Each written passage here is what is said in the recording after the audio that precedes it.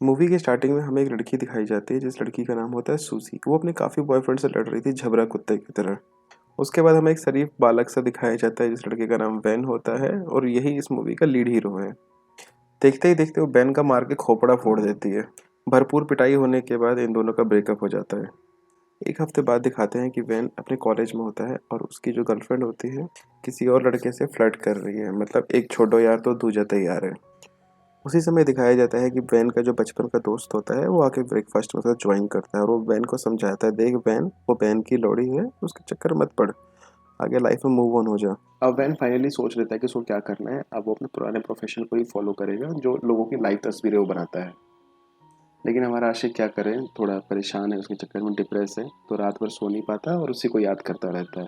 तो next day सोचता है चलो कोई बात नहीं, उससे बात ही करते हैं फ़ोन करके। फ़ोन आंसर होते ही दोनों एक दूसरे को सॉरी बोलते हैं।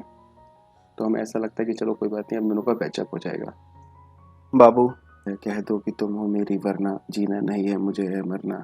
तो सामने से रिप्लाई भी देती है। बाबू मादर का। Have you slept with him? लड़के को ये बात काफ़ी जान के बुरा लगता है कि अब वो किसी और के साथ सो चुकी है। तो वो अपने दोस्त को फ़ोन करके बोलता है, प्लीज़ भाई कैसे भी करके उसको वापस ले आ। उसका दोस्त उसको साफ मना कर देता है। जा चुकी है वो मेरे दिल दे महल विच रहंदी है। सूजी के जाने के बाद वैन काफ़ी ज़्यादा ही डिप्रेशन में आ गया था। उसको रात भर नींद नहीं आती सोच सोच करके कि सूजी अभी कहाँ सुझवा रही होगी। उसके बाद वैन एक मार्ट में शॉपिंग करने जाता है तो उसको वहाँ पे एक वैकेंसी दिखाई देती है जिसमें नाइट शिफ्ट के लिए उनको एक स्टाफ की रिक्वायरमेंट है। वो तत्काल प्रभाव से जाकर के इंटरव्यू देता है और सेलेक्ट भी हो जाता है। मैंने ये भी नोटिस करता है उसका मैनेजर पहले फुटबॉलर था लेकिन वहाँ पे लाइफ में कुछ उखाड़ नहीं पाया तो यहाँ के मैनेजर बन गया है। बैन एक बात और नोटिस करता है, उसका मैनेजर ठीक नहीं है लड़कियों के साथ। मैनेजर के साथ उस लड़की को देख के काफ़ी बैन को बुरा लगता है। तो बैन मन मन में सोचता है 30+30 हिसाब होता है 60 का और उस मैनेजर से ज़्यादा सुंदर तो बाल है मेरे झांट का। वैसे बैन का मैनेजर अच्छा आदमी नहीं था, उसको बात बात पे पीट दिया करता था। दूसरी तरफ मैट और बैरी को दिखाया जाता है जो आपस में तो दोस्त हैं लेकिन सारे कस्टमर को परेशान करके रखते हैं।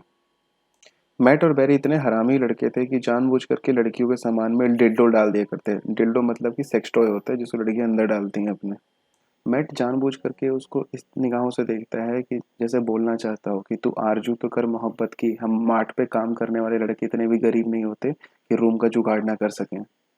दूसरी साइड से वैन बताता है कि वो पिछले 2 हफ्ते से सोया नहीं है। वो उसको अपनी गर्लफ्रेंड की बहुत याद आ रही है और गाना भी गाता है, तेरी याद में मुट्ठी मार मार के नसें तोड़ दी लुल्ले की। तभी वैन को कुछ जादुई शक्तियाँ मिलती हैं अपने आप जिससे वो टाइम को रोक सकता है और टाइम को पॉज करके रीस्टार्ट भी कर सकता है जब वो चाहे। वैन फिर अपने बचपन के बारे में बताता है कि पहली बार उसने पड़ोसन को नंगे देख के क्या फील हुआ। वैन एक बारी और उसको देखना चाहता था तो जाके वो चड्डी वापस करता है अपने पड़ोसन की। वैन स्टोर वाली लड़की को नंगा करके उसकी फोटो बनाने लग जाता है। अरे भौसड़ी के फोटो नहीं, घोड़ी बनाना था उसको। धीरे धीरे वो सारी लड़कियों को नंगा करके उनकी फोटो बनाता है। अब सबको कपड़े पहनाने के बाद वो सीधा मैनेजर के पास जाता है। मैनेजर साहब को ऐसी जगह पर उठा के ले जाता है जहाँ पे उसके मैनेजर का थोपड़ा फूट जाए और उसके फ्रेंड लोगों की गांड टूट जाए। उसके बाद वो जैसे ही उंगलियां चटकाता है सब कुछ अनपॉज हो जाता है। उसी शाम को वैन का फ्रेंड आता है और उसको पुरानी बातें याद दिलाता है। याद है हम बचपन में कितनी मस्ती किया करते थे। हम लोग बचपन में, हमारी एक क्लास में एक लड़की भी थी जो कि चूत दिखाने के $1 लिया करती थी। नेक्स्ट दिखाते हैं इनका मैनेजर एक फुटबॉल का मैच ऑर्गेनाइज करता है जिसमें सारी अपनी स्टाफ को भी लेके जाता है। मैच में लोग बहुत बुरी तरीके से हारते हैं और तो और इनके मैनेजर का नाक भी फूट जाता है। हाँ, आप चूतिए लोगों के साथ रहोगे तो ऐसा ही होगा। वो कहावत नहीं है, गांडू साथ रहोगे तो गांड देनी ही पड़ेगी। नेक्स्ट डे मैनेजर सबको इनवाइट करता है कि नेक्स्ट वीक उसका बर्थडे होता है और वो सबको बोलता है कि सब मेरी बर्थडे पार्टी में आ रहे हो और वहाँ पे हम स्ट्रिप गर्ल को भी बुलाएंगे, इसको नचवाएंगे अच्छे से। शेरॉन वैन को इनवाइट करती है, क्या तुम नेक्स्ट डे बर्थडे पार्टी मेरे साथ चलोगे मेरे बॉयफ्रेंड बन के। तो वो तो उसके लिए तो लॉटरी लग जाती है, बोलता है हाँ बिल्कुल, जैसा तुम कहो। वैन को एक कॉल आता है जिसमें वो उसको बताता है कि आप एक आर्ट गैलरी की तरफ से इनवाइटेड हो, अपनी सारी की सारी ड्राइंग्स लेके हमारे पास आ जाओ और हम हो सकता है आपको एक फ्यूचर में चांस भी देंगे। लेकिन वो कॉल किसी आर्ट गैलरी का नहीं होता, उन्हीं दोनों नमूनों का होता है। पार्टी में वैन को सूजी मिलती है। एक्चुअली वो मैनेजर सूजी का बड़ा भाई होता है। पार्टी में वहाँ पे एक स्ट्रिप गर्ल आती है, तभी वैन को याद आता है यार ये तो वही लड़की है जो $1 में सबको अपना सामान दिखाती थी सॉरी। वैन पहली बारी पार्टी में सैरोन को किस करता है।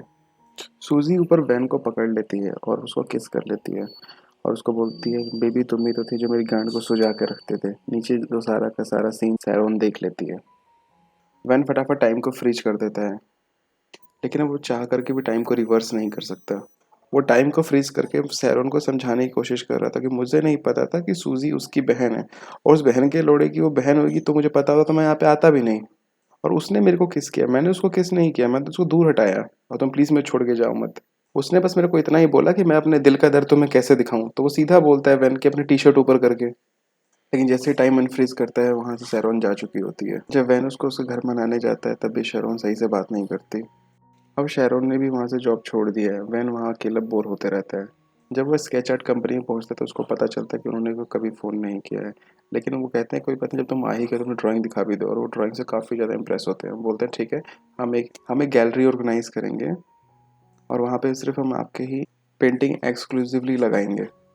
ये इनविटेशन शेरोन को मिलता है, और शेरोन भी आती है।